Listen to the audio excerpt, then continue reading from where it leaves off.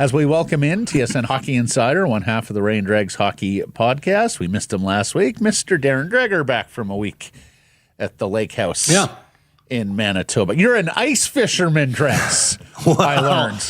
I'm a participant, and I'm a happy passenger. So I've got real good friends and neighbors there. And, the good news is I'm picked up in a heated side-by-side. So imagine this utility vehicle, which has an enclosed cab with everything heated inside.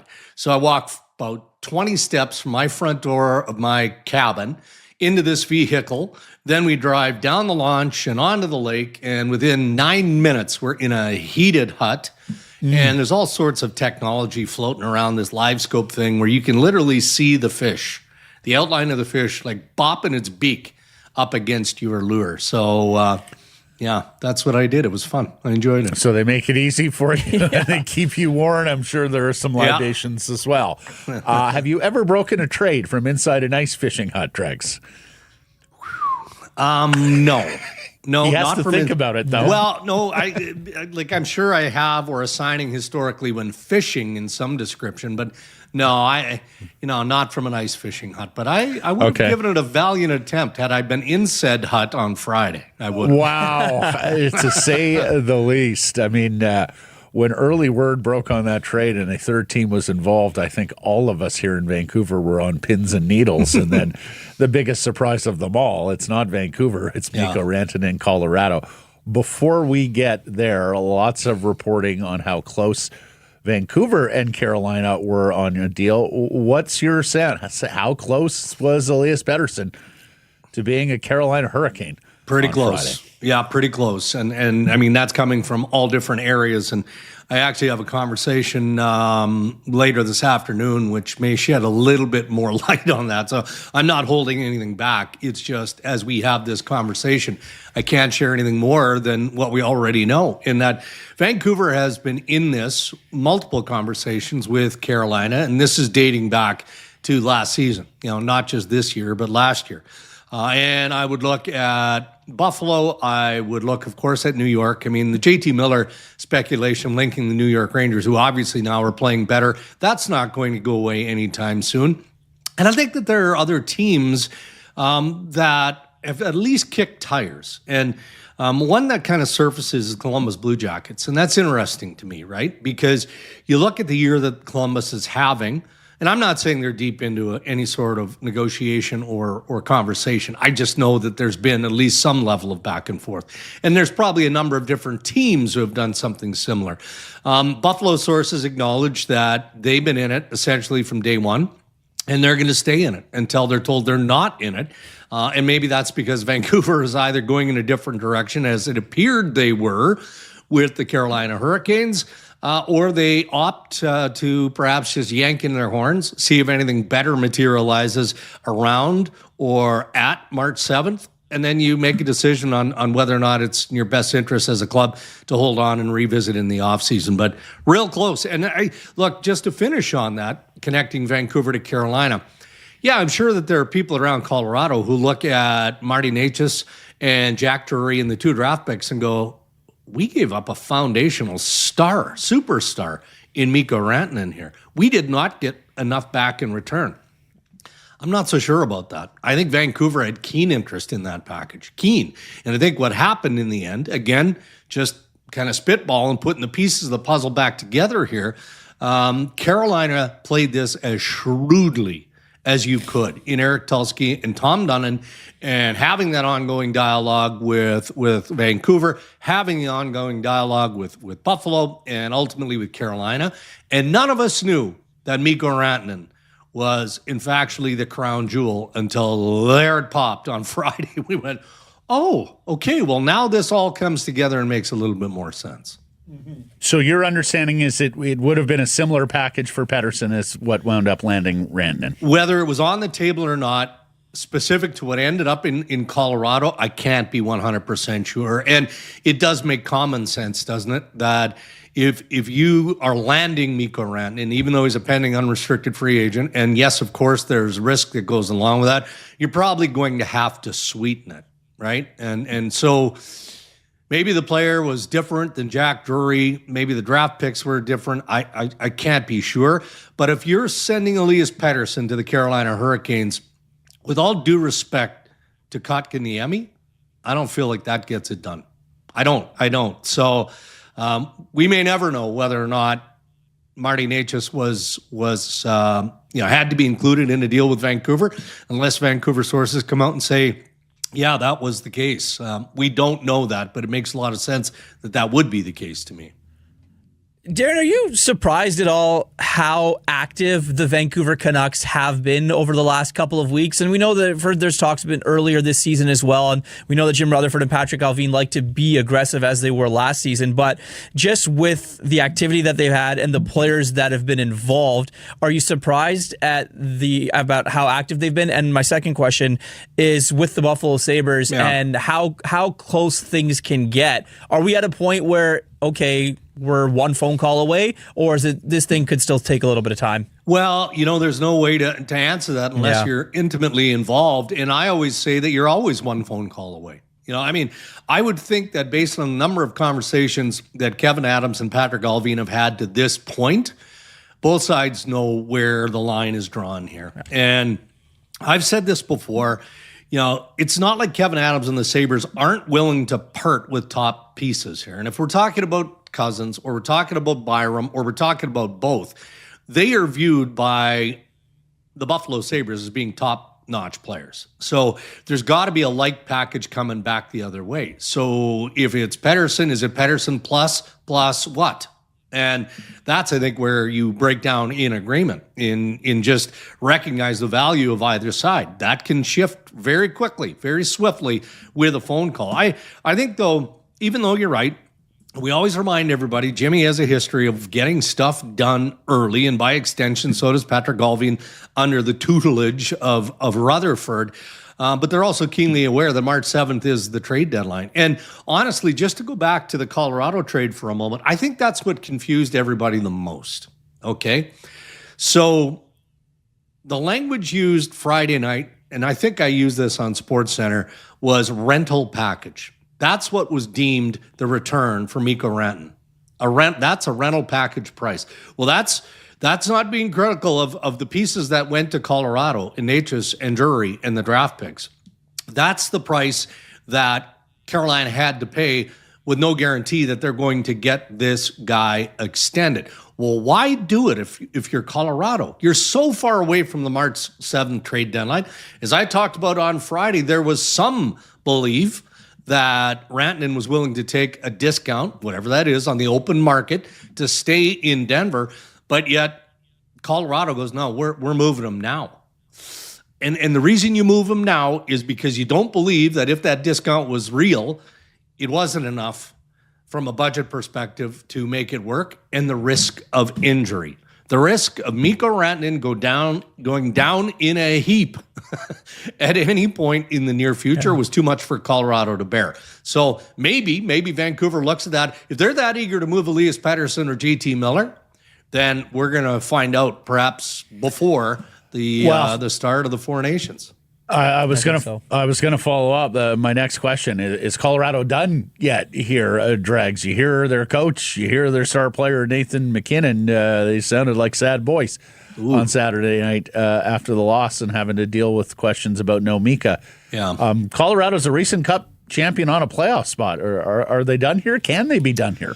I don't think they can be, but man, that's a blockbuster, right? So how do you follow up on that? And maybe the follow-up is tinkering. I think the more interesting story is Carolina done? Carolina just knocks it out of the park with Mikko Rantanen. I mean, look, Taylor Hall's no slouch here, guys. Davidson and the Chicago Blackhawks appreciably are taking some heat for not doing much. I mean, they send Taylor Hall to Carolina. He's healthy. Why they didn't wait closer to the trade deadline to move Taylor Hall, I don't know, but he'll be a good depth add there. But I look at the goaltending of the Carolina Hurricanes. Injury aside, Freddie Anderson more often injured. His playoff numbers aren't great. Are they okay with what they've got in goal in Carolina? And I don't think they can answer that confidently and say, yeah, we're okay with that. Colorado already did its repair job in the crease. So I think you'll see more tinkering unless McFarland has something up his sleeve that we're just not projecting or thinking that is going to happen. But I would look more to Carolina in terms of work to get done. Wow. Well, let me ask, since it's out there, do you believe Carolina was ever talking to the Canucks about Thatcher Demko? I mean, not that I can credibly say as yes, fact. I know they were. I believe they were.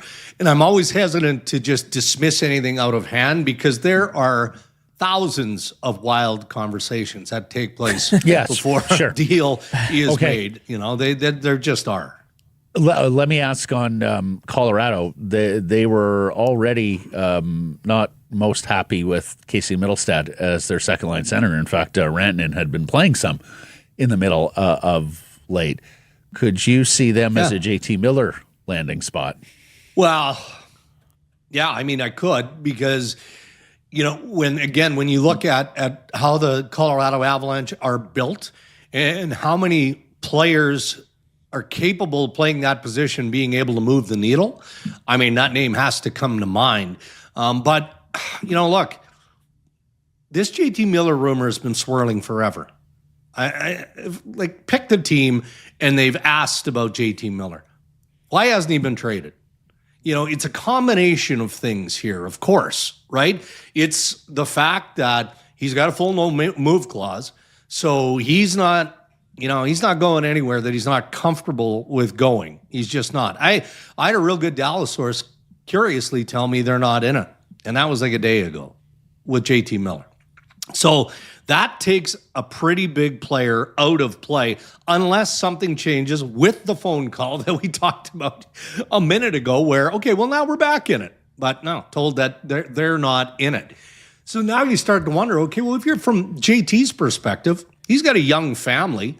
Why would he go through all of the upheaval in the season if it's not for a top contending team? The New York Rangers are playing more and more like the team we thought they were going to be at the start of the year. If Colorado has interest, sure.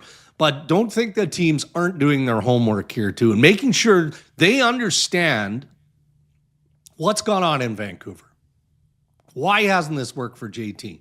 How much of this is he responsible for in terms of everything that we've talked about and whatnot? So it may not be that simple. The player, 100%. When he's on his game, I could see him fitting for sure. Yeah. Do you know why the Miller deal to the Rangers last weekend broke down?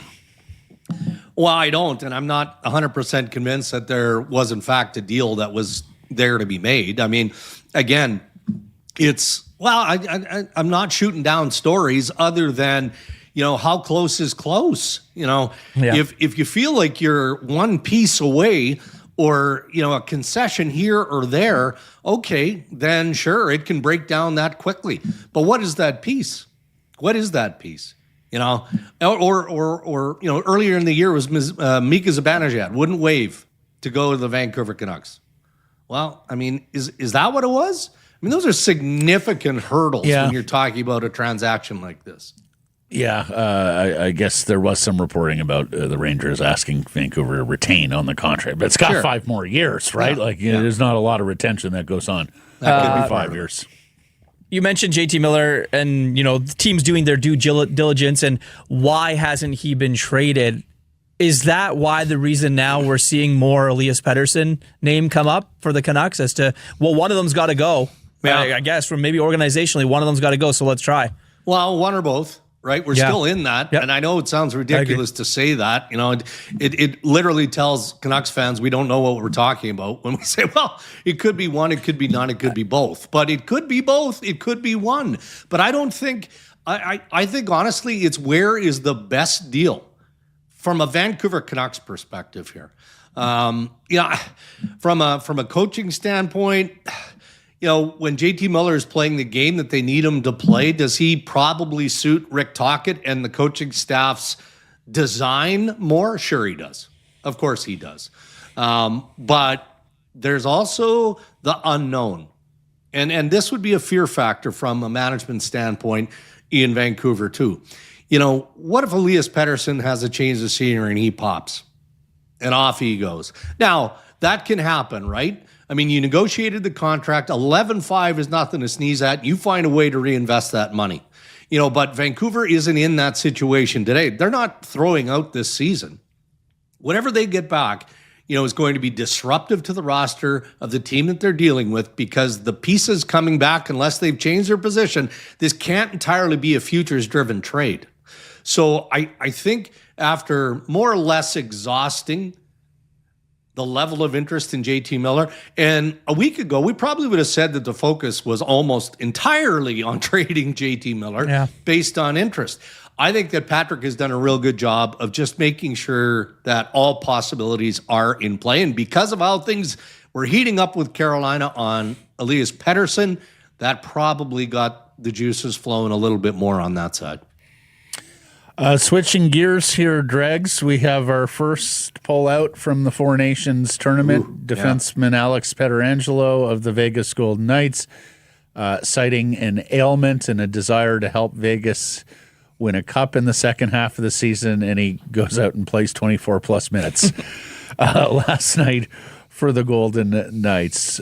First of many, how is Hockey Canada, the National Hockey League, all handling this news? And what's your sense of especially these veteran players who, needless to say, will be nicked at this time of year going out and playing the international break? Well, first of all, as soon as I saw it, the release from the Vegas Golden Knights, I went, good on Petro, man. Like, you know, recognizing, and this man wanted to play for his country. Don't get me wrong. I mean, we can debate all day long whether or not this is just simply an exhibition tournament or whether or not it has value internationally, right? I mean, it depends on how you want to view it. The players named to the roster, they want to win for their country, and Petro's no different. But he wants to hoist that Stanley Cup again. He really, truly does. So whatever he's got going, the rest and remedy is going to be worth him sitting this one out. Do I think now there's going to be a rash of star players removing themselves? No. And, you know, we were having this discussion before going to air, and, you know, I think you'd have to have a good, you know, explanation, conversation to, you know, the people of the National Hockey League and the Players Association who essentially are putting this thing on as to why you're removing yourself, because there wouldn't be many players who are going to participate that are 100% healthy. That's just not the reality at this point of the regular season. So there's concern from a Canadian perspective across the board. There would be concern. Who is next? Because the owners don't love the risk here. I can assure you of that. The general managers don't love the risk. The coaches hate the risk. I mean, think of the top players that could get injured in this event. And if any of them are long-term in your top contending team, chances are your Stanley Cup hopes fade in a hurry. But Canada's got a list of replacements that are pretty solid, pretty good guys. They're going to pay close attention to Drew Doughty. LA source told me last night he should be back in the lineup within the next 3 to 5 games for them. He's perfectly healthy. They just got to get him up to game speed. But is he top option for Don Sweeney and Doug Armstrong? I mean, you look around the list of, what is it, Dougie Hamilton, Mackenzie Weegar, Chris Tanev in Toronto. Who am I missing here? Bouchard, of course. Bouchard. Yeah. So, Chikrin. I mean, they have other options that have deserved the time that Canadian management is going to take, and they're probably not going to make this call until they have to go to Montreal. All right, sir. Well, we will look for the replacement name there and whether anything else happens. And, of course, we're all on pins and needles, I think, between now and March 7th on Miller, Pettersson, and any kind of move coming out of the Vancouver Canucks. Do let us know what you hear, Dregs, and thanks for this. I will. Thank you.